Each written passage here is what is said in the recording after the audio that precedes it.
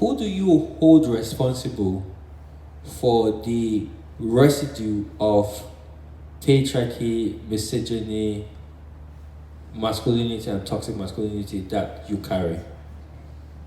Indiana Jones is one of them. Hulk Hogan, Busta Rhymes. Who else? Yeah. I guess a lot of Hollywood stuff, that's what we're consuming a lot of, We didn't really get to see other things growing up. So just And have you had the... Hey, and Father Christmas and Jesus. Have you had the opportunity to see where your father got his own masculinity, toxic masculinity, and patriarchy from?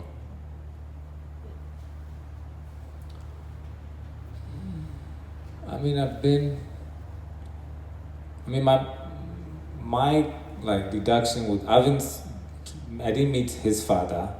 I met his mother a few times, but around that time she kept asking me. She wasn't. Yeah, she was already losing some of her memory, but I can easily say it is a hybrid of Christianity and colonization. That's what I feel. Short term, long term, I don't know.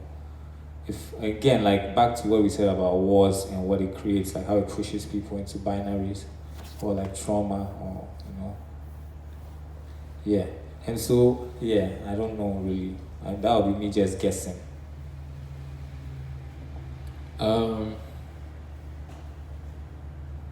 I have a few questions that I asked, and this is not a question for just one of. I asked a few people to just send me questions that they think a conversation like this should, address. And I got some very interesting questions. So, one of them reads, what I find hard to understand is the hate that some men express towards outspoken feminists, or also even people who just don't conform to the gender binary. What are you most afraid of when equally sharing power with all genders? What are you most afraid to lose?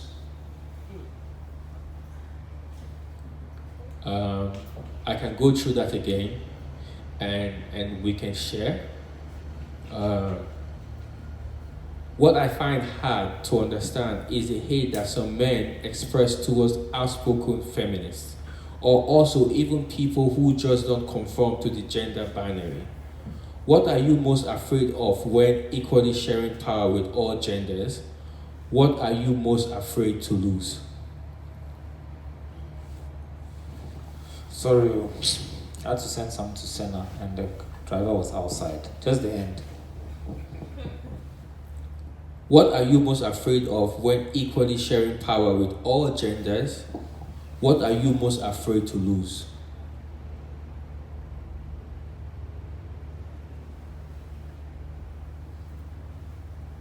At the moment, I don't quite have a fear of losing something. I don't. If it comes to mind, can you suggest, maybe you know something, you can see something from your perspective that I may fear to be losing? What if a conversation starts, because we touched on something about children, for instance, and you responded.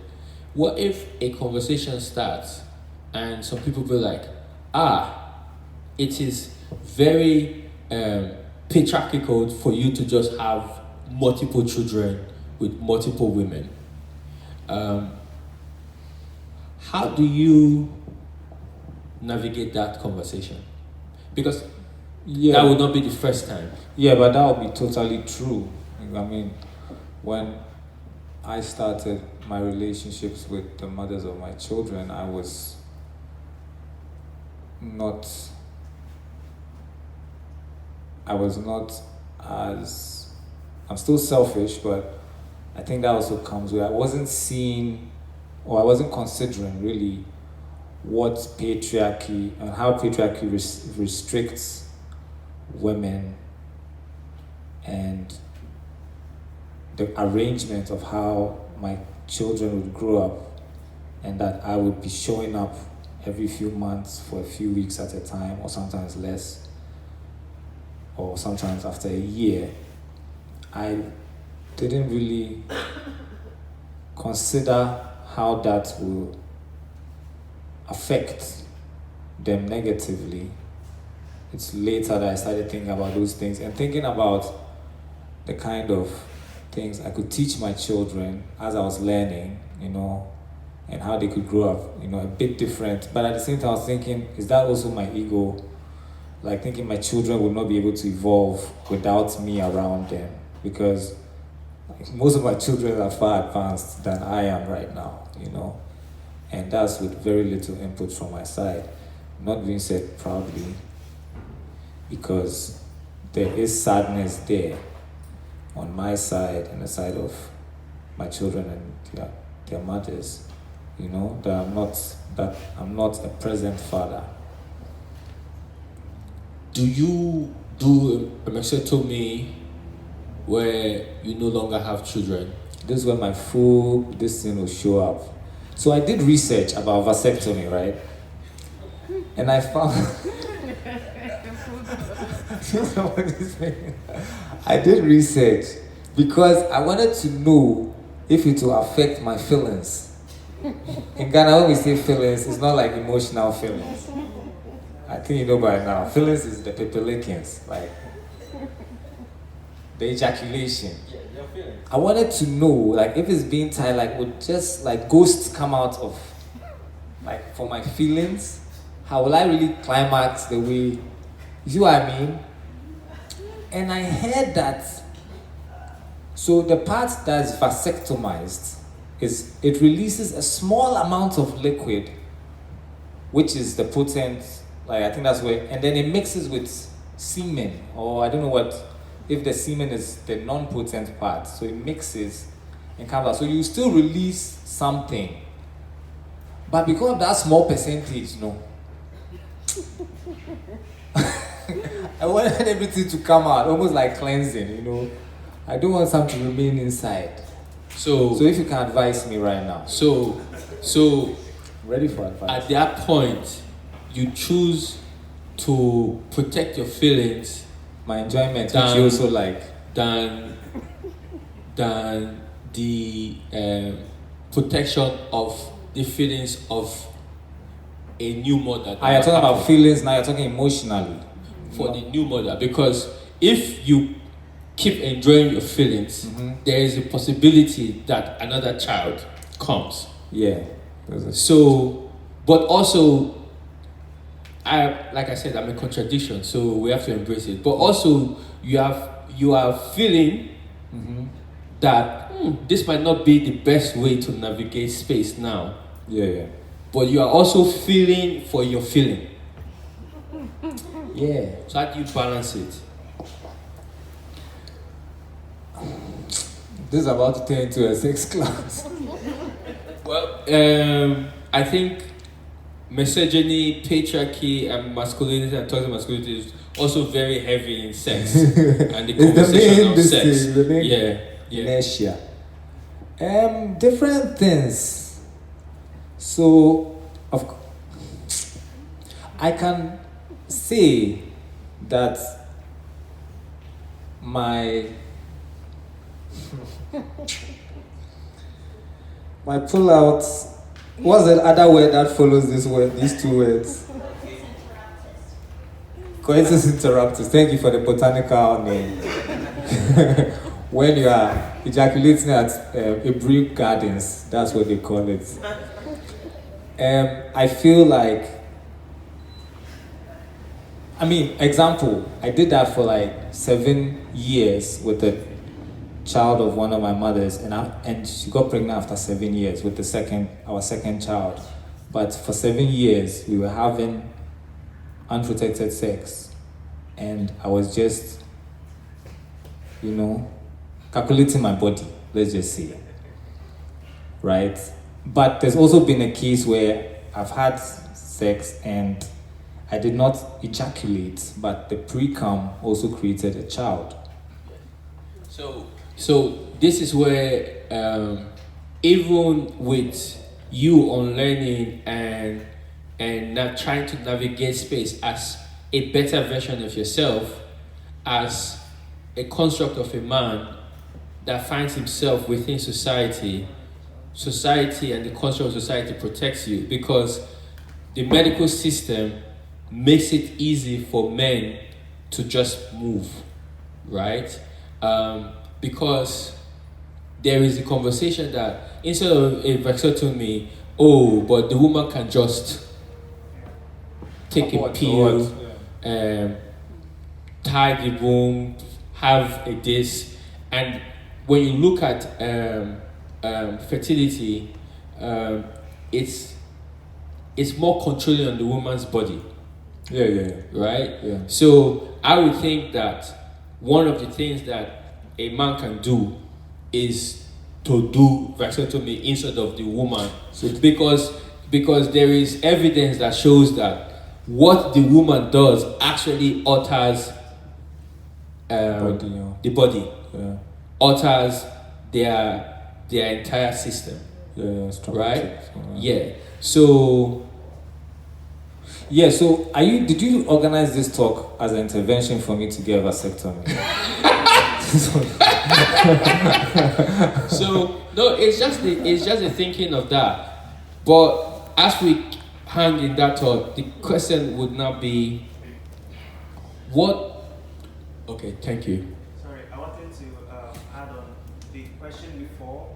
That is why a lot of men hate outspoken feminists.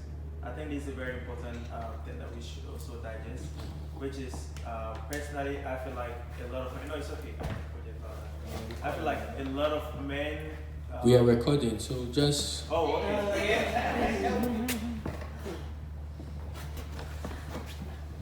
Yeah, thank you. So personally, I feel like a lot of men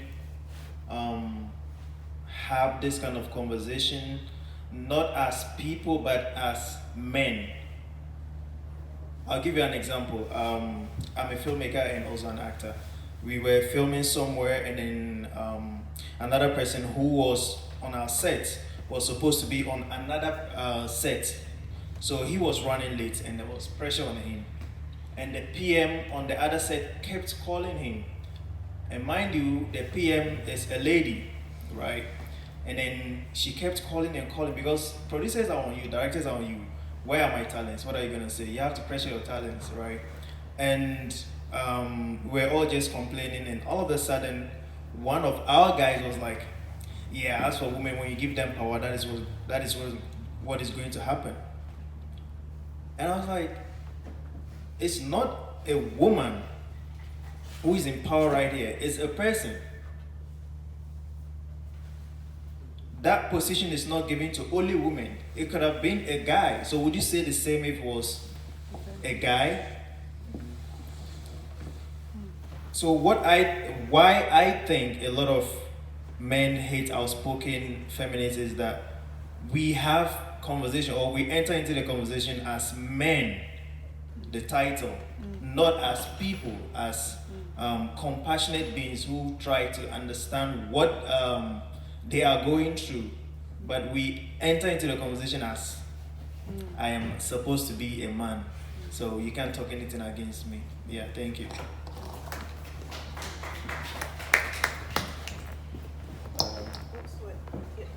Thank you very much. So I want us to personalize that, what you just did. I want us to personalize it. These words are heavy, hate and all of that. And then the next two questions here, which I feel like is a continuation, they ask, these are women who sent me these questions. They ask, what exactly makes you angry? What trigger hate in you, right? And I feel like what you just said and the language used is the reason why we cannot have this conversation openly. Because not everything presents itself as hate and anger and abuse, right? And the fear is that if I, man, come out and be like, this is the reason I hate women, this is the reason I'm angry with women, this is the reason I hate every other gender apart from man, I am putting myself to be killed. Killed. Yeah, murdered. Right? So the fear is that, but it might not be hate. Why do you feel like somebody's attacking you? Why do you feel like someone is coming for you? Why do you feel like it is your right to be in position?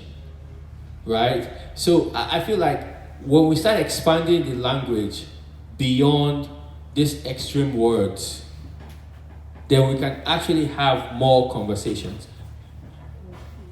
Yeah.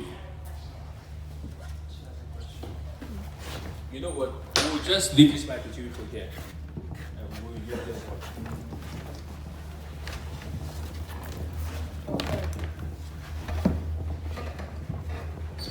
Thank you. So it's a very provocative question. So the first time I witnessed childbirth, I was traumatized because I literally saw a body opening and lots of blood, and people were kind of screaming for their life. And when I say people, the mother, the newborn child, the father. And it reminded me of, like, literally, I was just traumatized. I was like, hey, is this my life? Like, wow. And I also I'm reminded this day when I got my period. And I literally saw my body opening. And I was like, the hell? Like, how the F does this happen to us? Like, how do we go through this and still exist? And then I remember my first sexual intercourse, which felt like somebody was breaking into me. In a very gentle, loving way, but still like breaking in. So I was like, wow, this is linked to a lot of trauma, you know, like a lot of like bloody, painful, miraculous experience. So for me, it's like sometimes, because I'm an artist and I work with men predominantly, and all kinds of men, powerful men, you know, feminine men, masculine men, young men, older men. And this is a very, a question that I would like to ask two of you, because I find you very interesting. Do you fear, or do you feel that sometimes it's the fear of what women can do, or what women are capable of doing, or even like the whole traumatic experience of birth and of having sex and all these things that we don't want to talk about, periods and all these, after birth and all these things that sometimes make men feel inferior and therefore develop something that we perceive as toxic because it comes from fear? That's just my question. I'm thinking about an answer. Well, as I think about this answer, I want to say something. It's not provocative what you just asked.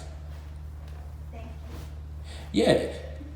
And I feel like that's also one of the problem we find ourselves. Because all of these things are so gray, we think, I'm about to do something that is...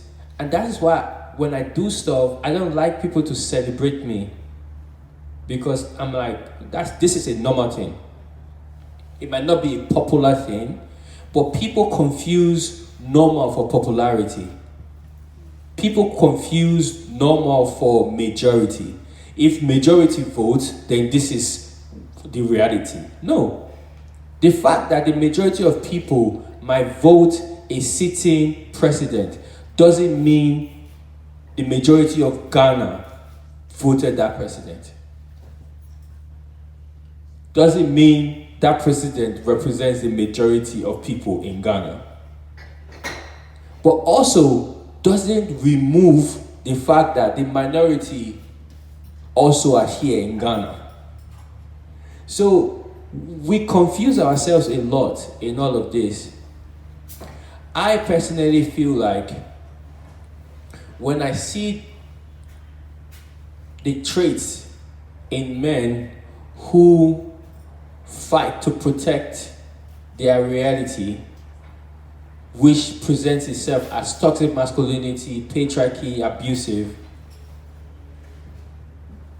I see fear, pain, defensiveness, insecurity. I see all those things before I see what they have done. What they have done makes me look at who they are. You killed somebody because you feel jealous. You are lost. You think you own life. That means your sense of self is very selfish, self-centered, and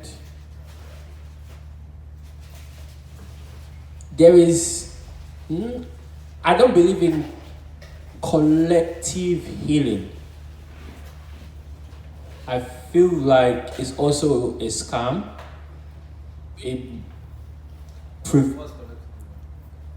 Or we people, for black people who go through slavery, have to collectively heal ourselves from slavery so that we can, rise above slave mentality. I feel like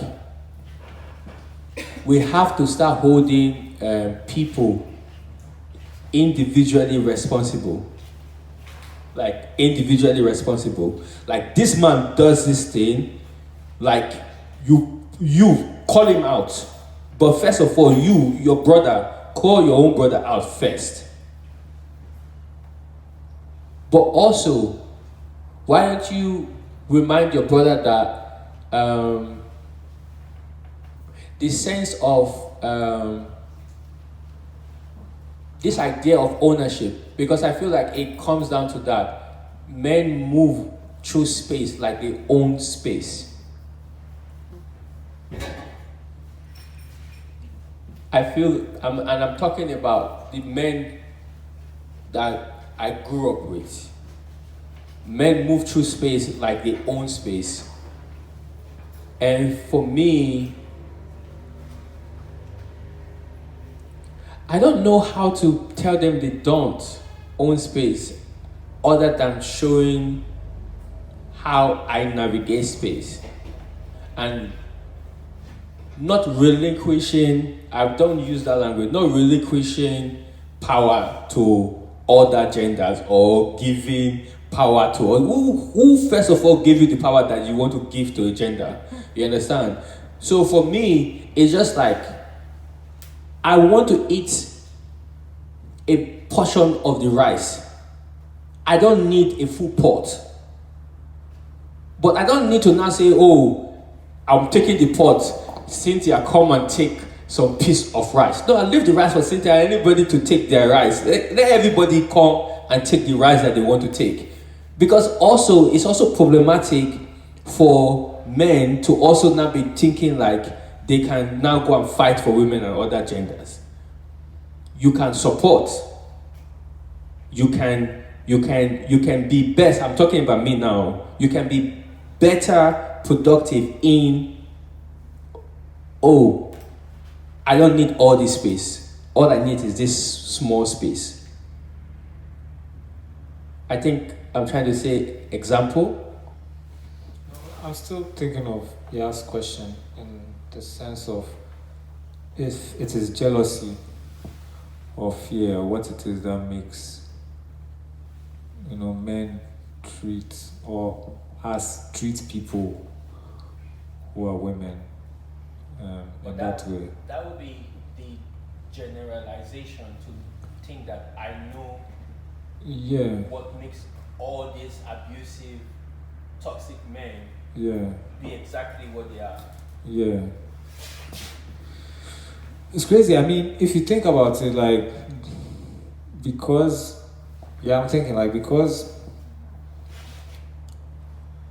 of, again, if you think of this, like, different geographies, different civilizations, cultures, especially that are formed by climates and environments, scarcity, cold weather, or arid places, the deserts, and so on.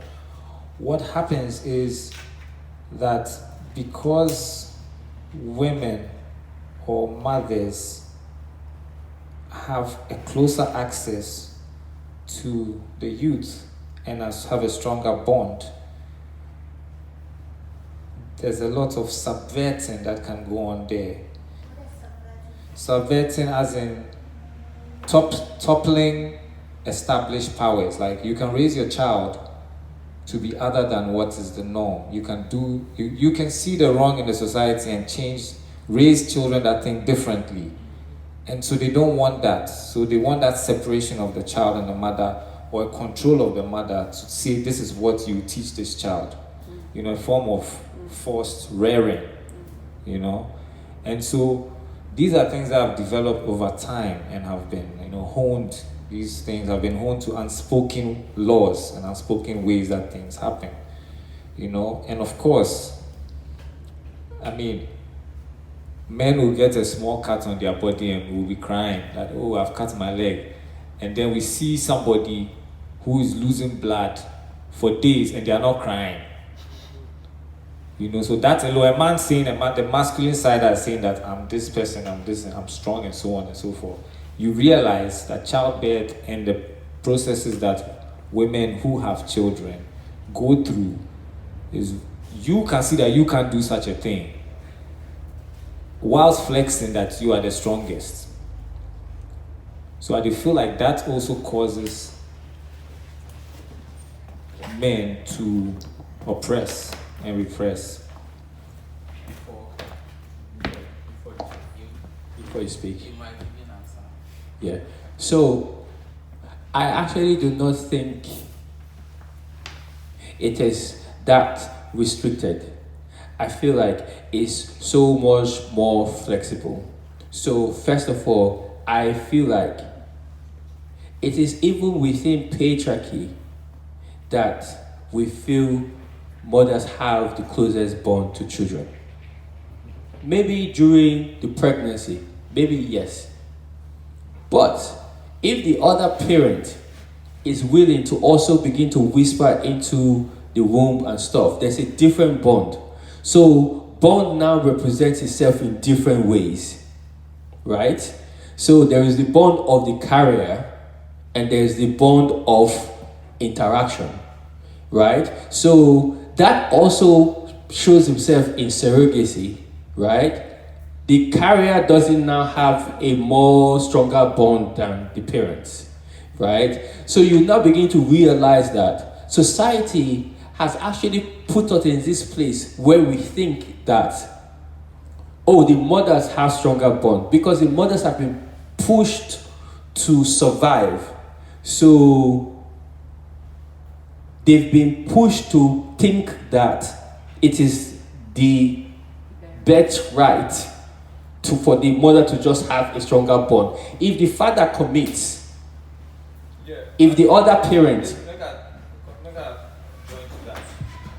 what the precedent I set was an extreme environment. I'm not responding to just you because that is Yeah, but I did say that that is the role in that society. So then it feels like you're kind of responding to me. I'm saying that in those are the civilizations that have come to conquer us here. Civilizations which were war civilizations. And so that is the role that was established there, which has been exported to us. You see, so that's all I'm saying about the conquering of the woman by patriarchy, or the attack on womanhood, and the relegation that this is your role, this is what you're playing, is because they were out in the battlefield. No father is whispering to anybody's stomach while they go for what, 3 years, 5 years, 10 years, they never come home.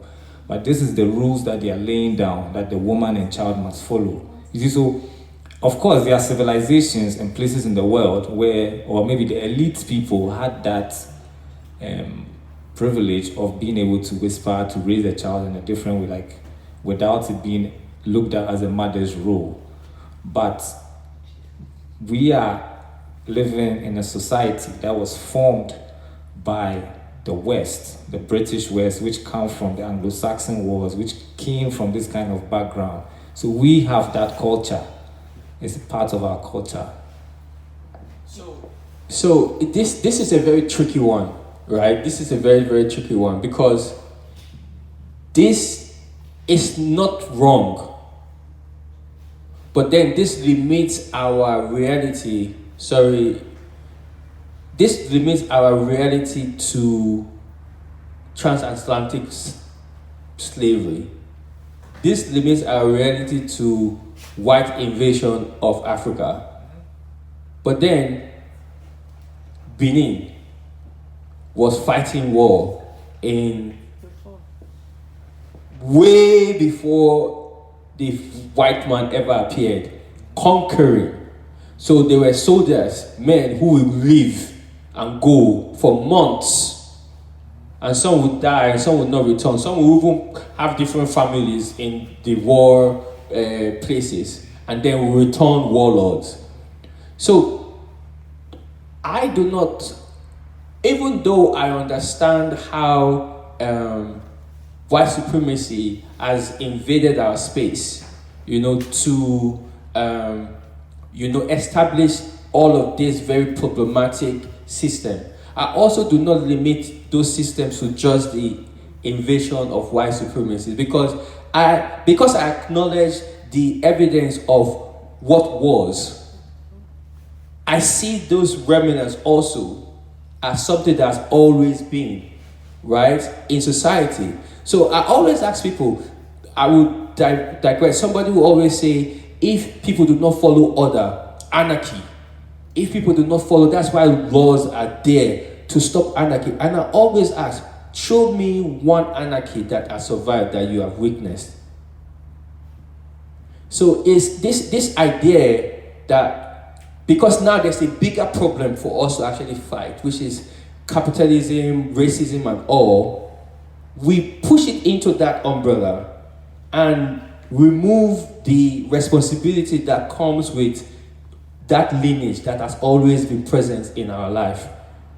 So I do not believe that in Africa, men have not always been problematic and oppressive. I also believe that in Africa, women have also been powerful. I also believe that in Africa, there have been different genders and identities. But I also believe that in Africa, men have also always been patriarchal, misogynist. Always too is not the right word for that. Maybe we'll look for a different word. Yeah, but it can't be always. Not all men, but I feel like... No, it's not about all men, just always, because there have been societies where there hasn't been war for long times. Yeah, but it's not... Does it just present itself in war? Yeah, I think it presents... now we are in the remnants. This is just a few hundred years of war past, so we are in like aftershocks of war in different pockets of the world, Oh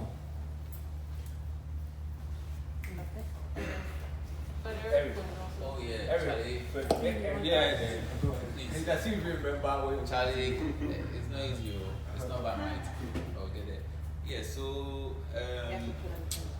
I think both of you touched a lot on scarcity Omoni also touched on greed. There was a mention of money at some point. And I'm wondering if you could both share from your experiences or from wherever, if you could connect just the basic desire to be able to eat, the basic desire to be able to put roof over your head, to protect your family, to love, all of these very, very basic desires. If you could find links to the subject at hand, which would be patriarchy, toxic masculinity, can you connect them in various ways? I'll just quickly do that because I was having a conversation with my friend in Lagos, and we were talking about toxic masculinity and patriarchy, and he said, you people, you always just say this, but historically, the reason why this is present is because men had to fend. Men had to go into the bush to hunt and fight and protect and this and that. And I looked at him and I said, when last did you hunt? You know, when last did you have to stay in front of your house to be the security, right? When last did you do all these things that you are using the language for? Time has changed, right? So people are holding on to an idea. I'm not saying it as a point it was not applicable, but people are holding on to an ideology that is so backdated, and because they want to protect the enjoyment of man, keep using that ideology. But it doesn't work. In my reality, it doesn't work, you know? And it favors me. That's why it pains me also. Because no matter how much I fight, I can't change all the favors that I get just being a man, right? So it just pains me, right? And guess what? Sometimes I just have to accept the goodness. It's just a fact. But sometimes I may be enjoying the goodness and just be like, what the fuck is this? This system is bad. Because I know that this system is bad. I was going to Norway because I was talking about my passport. I was going to Norway, but because my passport has Europe's whatever, they were going through my passport, asking me for COVID test. I did not have my COVID certificate. And all of a sudden, the woman I met there had COVID certificate from Ghana. And they held her. But I had a photocopy. I had a snapshot of my COVID certificate. I didn't know who have the evidence. She had the evidence. They looked at my evidence and they said, oh, but this is not enough. But when he opened my passport and saw stamped, he just said pass. Now, I could have stayed there and said, oh no, until you allow this, my Ghanaian sister also pass. But it's a system. As I'm passing through that system, I'm just like, what a problematic system. Because she has a certificate. But because I have that stupid stamp, I just passed. And you can bring it back to this. Because I'm just a man, I just move with reckless abandon, even as conscious as I am. How do you think that is sustained? Because something enables it. There is a system around that enables it. If that system is not around, it's very likely that you may desire to move in that specific kind of way, but it will not be sustained or it will not be enabled.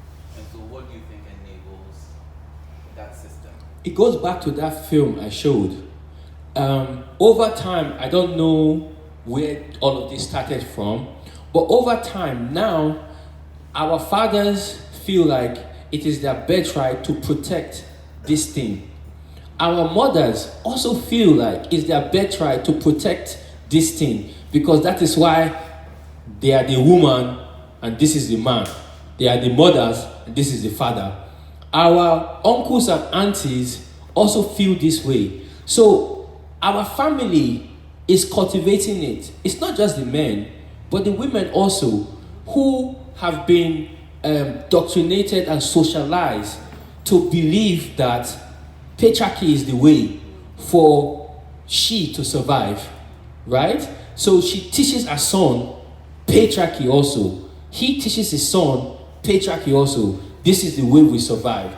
And then you hear, oh, back in the days, our mothers didn't used to divorce, oh, but they used to die inside the marriage.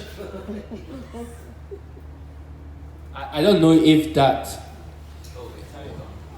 And also because a lot is not said about the pressures of upholding the patriarchy, of being the so-called quote-unquote provider, being the strong person in public, being all these machoisms that come with, the role, because that is not,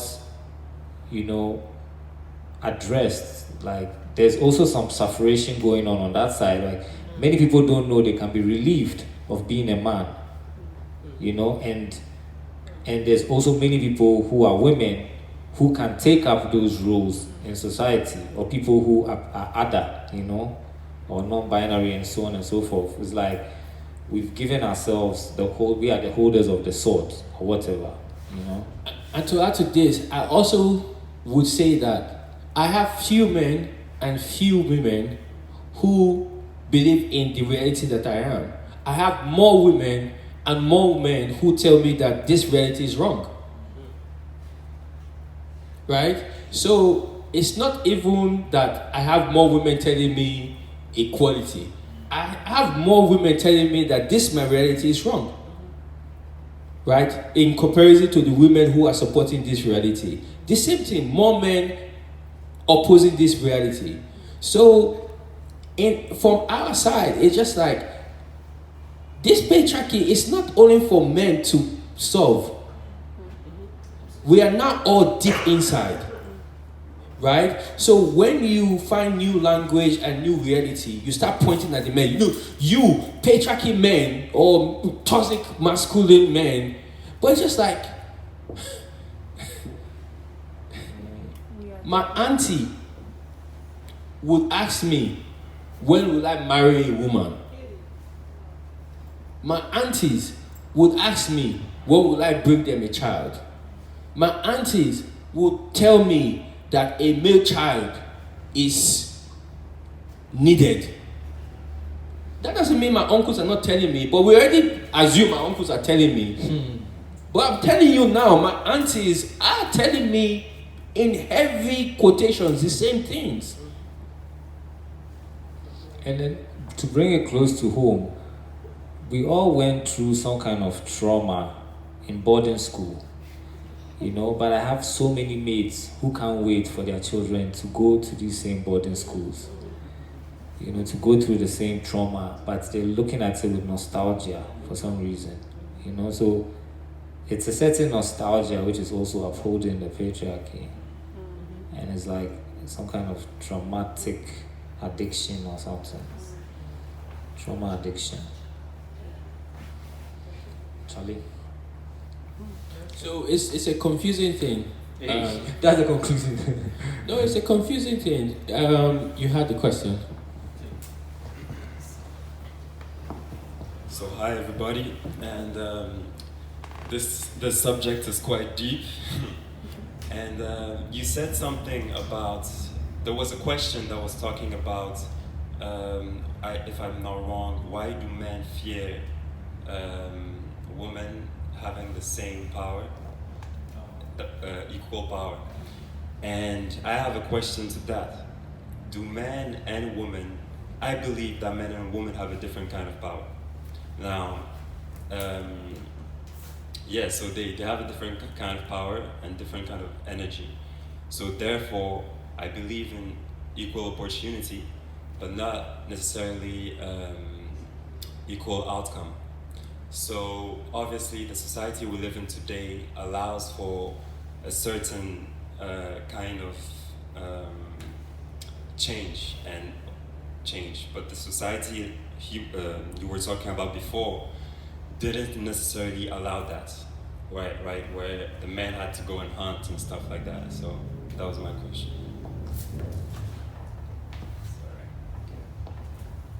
I don't think I have a long answer for that. I'll just say that now I'm not speaking for abusive men, and I'm not speaking for abusive traits, but stop demonizing the masculinity that men present also, because it's not just them. We need to open space for men to be able to talk about these pressures that he talked about, because there is pressure. Oh. There is pressure, like there's pressure. There's just pressure in just being a man. Why? Why do you think men think they have to make all this money? They have to protect. Who make men feel like they have to protect all this protection?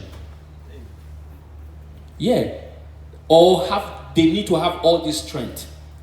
I have never understood gym. That doesn't mean I despise people who gym, but why do you feel you need to have this structured body? How many films have showed you masculine women? Like body, when they'll be showing us our forefathers, and so they'll be showing you chest, chisel body and all of that. Who created that image? Who created this idea that children cannot just live as children? You have to start programming them to be something other than what they are. Because when they just come, you don't see anything. Then you start programming them. So why do we just hold just men responsible for that programming when it's not successful? But when it's successful, who do we truly hold responsible? That's the thing. When there is a successful exhibit of a man, when people see me and be doing certain things, I do say, your mother really tried. I get that way more than I would get your father really tried.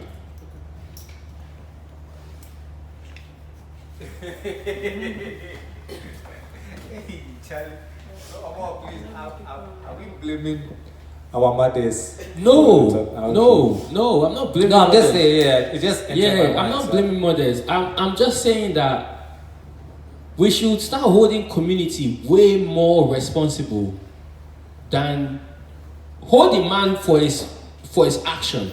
Hold that man for his action. But for patriarchy, we just have to start holding community more responsible. When a man does something, or somebody, because it's not just men that presents patriarchy, but when somebody presents toxic masculinity from a family, ask that family, how did you people do it? They say, there's this last question I'll put and we'll come to you. They say, privilege is mostly invisible to the person who benefits from it. What do you feel would help you better understand your privilege?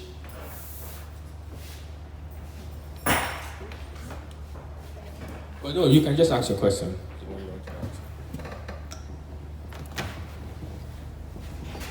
I love what you asked. What's your name again? Oh, I'm Eric. Eric. Because you said something about like wanting to have the basic things covered, like how to eat and how to pay rent or whatever, live, right? And I've also thought about it, and I do feel like we have to create our own moral compass for it, because survival is survival. And we didn't invent, per se, that our value is now seen through money or through materialism or riches. That is also something we have all been conditioned, including me, to think. So I feel like that is very individual, you have to solve it according to your well-being. Yeah. But still within the system. Yeah, I don't think we as human beings, to be honest, can avoid the system per se. I think one of you said it so accurately when you were thinking of going to the forest. Like, that is the most accurate example you can get here, because you want to merge into earth and go back into it and live that life. But then he had to admit his own hypocrisy. He likes iPhones. He wants to do music, travel around the world. People are asking for him. So immediately he cannot fulfill that, that thing. That's why I call it the personal moral compass. And now something different is also just general into the room, because I rarely get to do these cool things. Like I once asked my dad, like, who is an artist, someone I really deeply respect for his knowledge and freedom and progressive life. Why were you not there for me? And he said, I didn't have money. I didn't have money. And I come from a household where my mom was the provider, working, and my dad was a thinker, and that's how he brought value to the family, an artist, and just an interesting person. And my mom always loved that, and she felt she had to support it because she also benefited from it. They benefited from each other, so it was also transactional. But yeah, maybe I just wanted to throw it into the room, what you guys have to say, because I asked a man who's my dad, who I love, again, but I suffered because he was absent, and I asked him, why were you not there for me? And he linked his his capacity to be emotionally there for me to money. And yeah, I just realized it's not a question or anything, but yeah, just to, throw it in.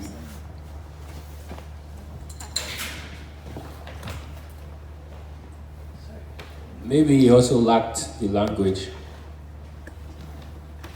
Maybe he also lacked the language to really tell you why he wasn't there. And the easiest thing to blame is money. That doesn't mean the statement isn't true. But also, maybe he also can't be vulnerable with you. Maybe. And I find it interesting. Yeah, maybe. Just interesting. Yeah, maybe he's also, as a man, afraid to open his other side that he feels will be judged because he's the man to you. Maybe is the reason why you can't see him cry all the time. Maybe all these things, maybe it's why you can't see him show emotions. Maybe it's why all of this now informs why you do not feel he was available for you. I feel it was. No, not feeling. Yeah.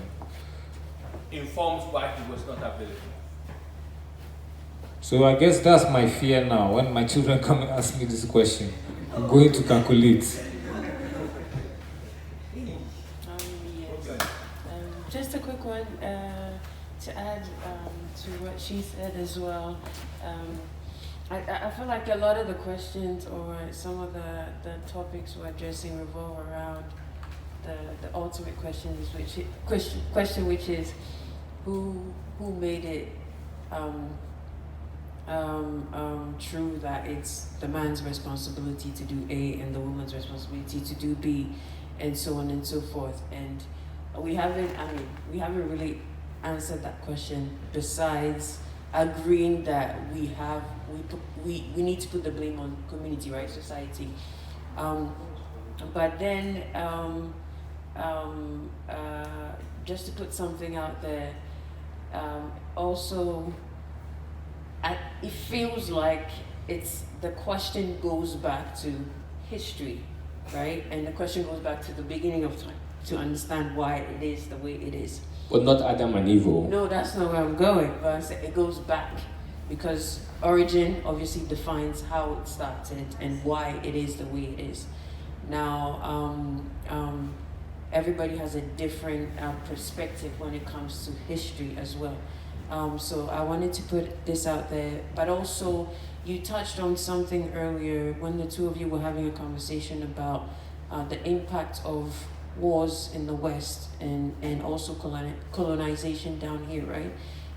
So I wanted to say, I think when you said that those things were existing in our society before, and which is true, which is the case. So at times, it's also not because we haven't named something that it doesn't exist. You know, there's a lot of things that existed long before. I mean, we like to say the white man came down here, you know, We just aren't that great at branding things or marketing things, you know. That's what the white man taught us, you know. So basically, there's the research. You know, we spoke about earlier, and learning requires learning, right? So there's the research to understand why those things are happening. And the first step is asking yourself why. The why in the first place. So how will lead you towards doing the right research, so that you can ask the right questions, because that's what we're doing, right? Asking the right questions. And the last thing I wanted to put out there, I had a conversation about something like this recently, and we're talking about, again, women empowerment, right? Which is trending. And the person I was talking to, who was a man, did say that he doesn't understand why so many women are out there claiming that, you know, they want the power, they want to be equal, and so on and so forth. And when scientifically, if you take a man, you know what I'm going to say, right? So irrespective of who made it the way it is, scientifically, if you take a man and you take a woman, that were probably raised in the same environment, so there's maybe equal growth, equal opportunity, or so on and so forth, and put them in the wilderness, or put them in a very difficult ecosystem or harsh environment, there's a better chance for the man to survive than the woman. So why are specific women out there saying that they can do exactly what men can do, so they deserve the right, you know, to do A and do B? So that was the point of the person I was talking to. Personally, I don't have an opinion when it comes to that. But I just also wanted to know, because we were speaking about emotions, we're speaking about intellectually and also energy-wise, but I don't think we've spoken about the biological implications to manhood and to womanhood as well. And how that also affects masculinity. I mean, impacts the concept of masculinity and the role of the woman in society, or if it's an obstacle, first off, or if it's not. So I wanted to see if that's something we can also address. Thank you. I have an opinion about the person who asked about the survival in the wilderness. Okay. Do you know the question, the statement you're going to make? Yes. Can you hold it a bit? Sure. Just want to say, because the statement I made informed a statement you made. The fact that I say this thing existed doesn't negate the fact that white people came with what they came with and situated what they situated. Because I feel like some people feel like for this to be true, this has to be a lie. You know, for me, the two stand in their truth, and the two are problematic, right? Okay, I guess I just would say that, I mean, I know the person's not here and the conversation already happened, but it's a false argument. These things are not equivalent. You cannot say because this happened, now, you want to say you can do, it's the same as Owens, when did you last hunt? We're not talking about, you know, it's the two things are not relevant to each other. And then the other thing I had, which is kind of just a comment, the thing that I had written down that I didn't bring into our conversation because it felt like kind of a tangent, but I think is connected to what you're mentioning. I think there is something there. There is something in this emotions, and maybe it's not necessarily money, but providing, because the way I often see it is like women are raised in many ways to gain their value in a domestic sphere. Even if work is shit, the economy is crap, you are still of value in the home. You're raising children, you're making food, whatever, even if you're just sweeping. There's something for you to do in the house that relates to your womanhood. At the same time, you are also taught to communicate with each other, to rely on each other, to support each other. This thing you were talking about, that these close friendships. Then the guy in the same house, not only does he not have that support, he's not taught that emotional support. What he is told is, go out and find something. So you don't have any of the tools, you don't have any of the communication, but you should just go and find something. And you see, that is what now informs the statement, boys don't mature early, women mature early. And then you see how patriarchy works against men. Yeah. Because it's taking them back. And it's pushing, even though it presents itself as very abusive and very violent in society, we acknowledge that. It's also pushing women to be very intelligent, right? So it's all socialization. So it's not truth. Any of this is not true. It's socialization. It's learned. And over time, over generation, women have learned how to navigate this space. And men are just pushed to not think and just go and hunt. So are you saying you believe there's no biological impact or component in the conversation? I did not say that. I did not even answer that. That's true. So for me, I will see things from a spiritual place before I see it from a biological place, because I feel like biology is data, science is data. They're constantly changing their mouth, in 100 years another science will come and say, oh, we found out that, right? And now trans people are now competing in different sports, and now we who feel trans people are also fighting for trans people to be able to compete in anything they want to compete. But then these cis people are saying, but if a man transitions to be a woman and me, original woman, this man has more strength than me. But then we are making the argument that but these are the parallels.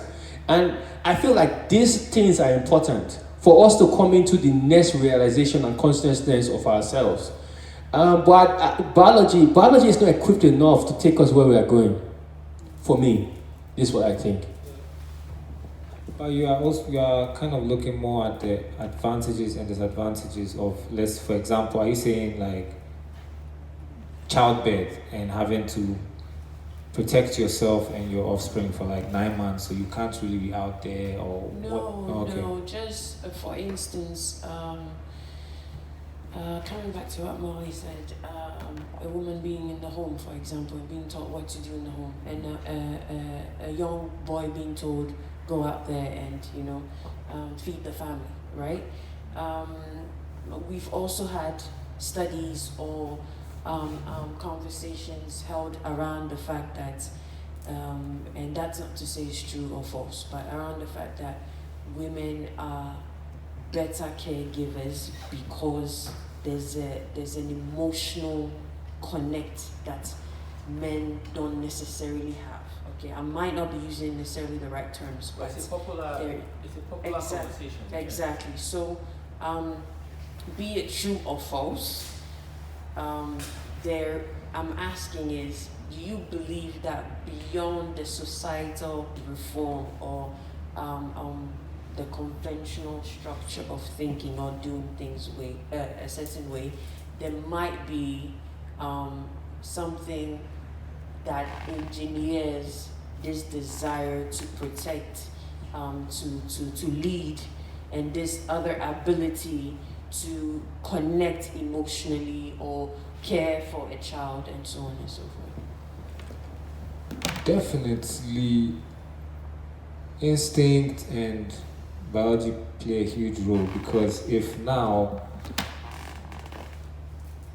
the whole if news or word comes out now that your child is going to be more successful and has a higher chance of living, surviving, thriving, if it gets more care from the father, if that becomes a popular discourse, this will shift, and over 100 or 200 years, we'll say men are more emotional caregivers and so on and so forth. So like Amon is saying, and the way Molly was saying too, it's a societal programming, But I think also it's so general. Like to say women this, men this, it's useful only when you're speaking about the entire population. The moment we're talking about you or you or you, it's irrelevant. Like that's not helpful information as regards any individual or any interaction between two individuals. It becomes... And this is the reason why I always say we cannot be having this conversation in the idea of collective community. We must drag it down to individuals, right? Because if we begin to drag it down to individuals, that means you are responsible for your action.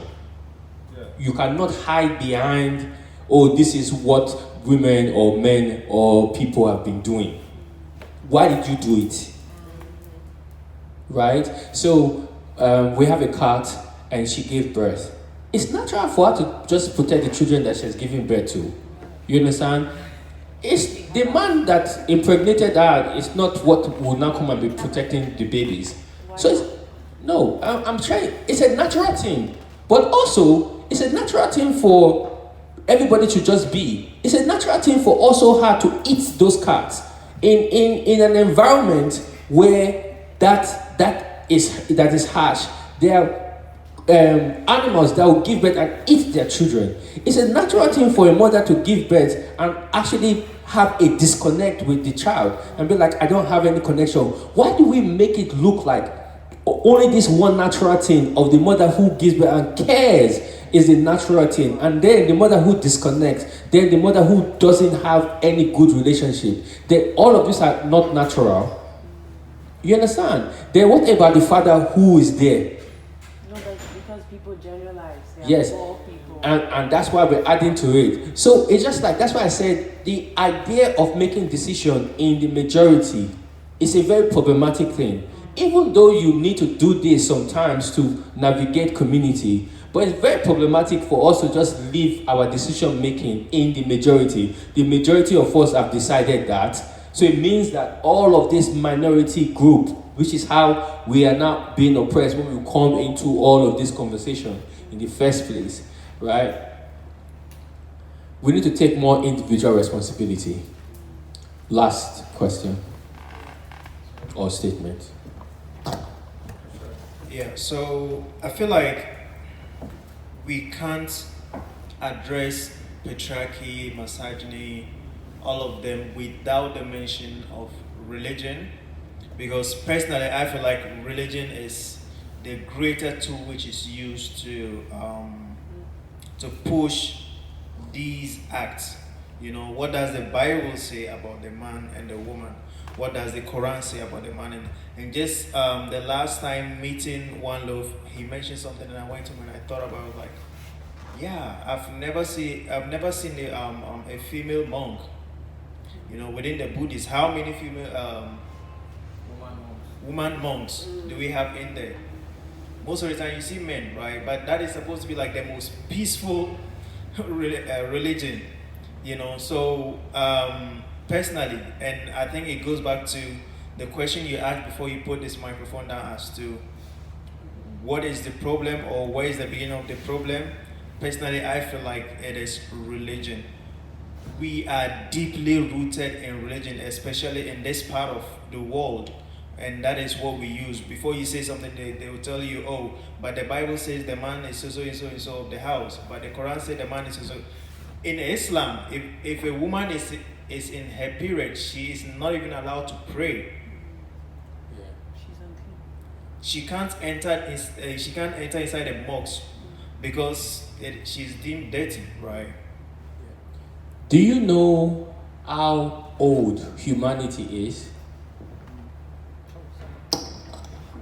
That is what I'm saying. So No. far as we can trace it. Do you know how old we have been here? How long we've been here? Can anybody? We've been here for centuries. Yeah. More than centuries. Billions. Do you know? Okay. Almost. Thousands. Okay. Do you know how old religion is?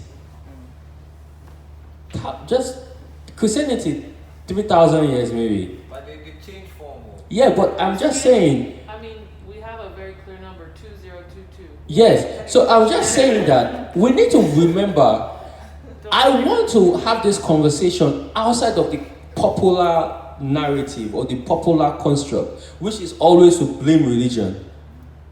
Because society is older than religion. Society created religion. Society created governance. Those are tools. So society, if religion dies, society will create another tool.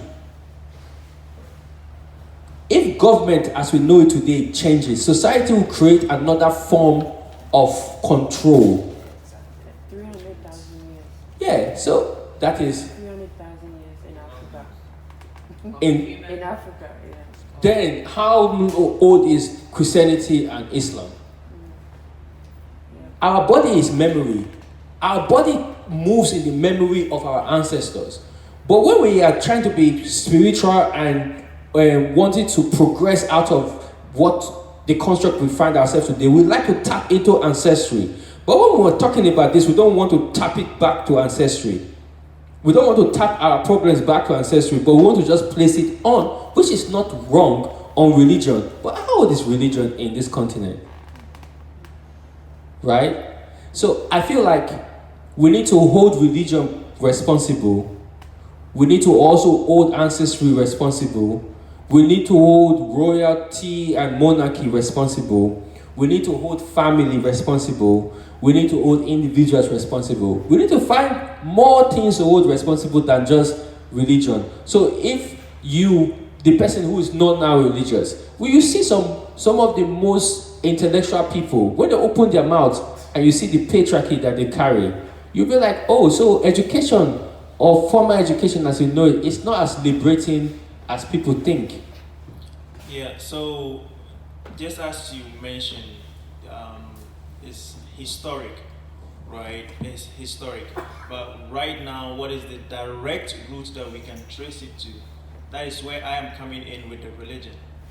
Right now, I can say, oh, we have to go back and wake Pharaoh up and then question him, or, you know, that is way behind. But right now, we have religion right in our nose. But why do you want to wake Pharaoh? Why don't you are from Nigeria? Why don't you want to wake the people that there's no pharaohs in Nigeria? You see the thing. I know. Like no, it's like let's start placing things where they should be placed.